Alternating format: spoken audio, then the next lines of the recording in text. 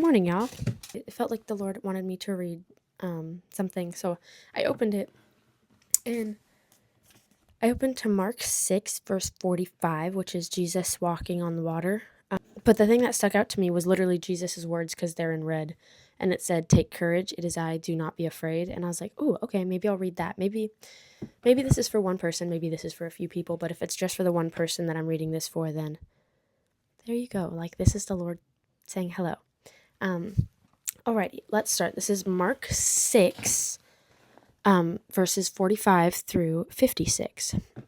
Jesus walking on water. Immediately, Jesus made his disciples get into the boat and go ahead of him to Bethsaida, while he dismissed the crowd. After leaving them, he went up on a mountain to pray. Later that night, the boat was in the middle of the lake, and he was alone on land. He saw his disciples straining at the oars because the wind was against them.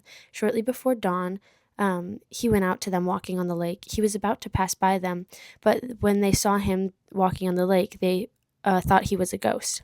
They cried out because they saw him and were terrified. Immediately he spoke to them and said, "Take courage, it is I, do not be afraid." Then he climbed into the boat with them, and the wind died down. They were completely amazed, for they had not understood about the loaves, and their hearts were hardened. When they had crossed over, they landed in Gennesaret and anchored there. As soon as they got out of the boat, people recognized Jesus. They ran throughout the whole region and carried the sick on mats to wherever they heard he was. And wherever he went, into the villages, towns, or countrysides, they placed the sick in the marketplace. They begged him to let them even touch the edge of his cloak, and all who touched were healed. That's insane. But the part that stuck out to me was, "Take courage, it is I, do not be afraid." And I wanted to speak about that.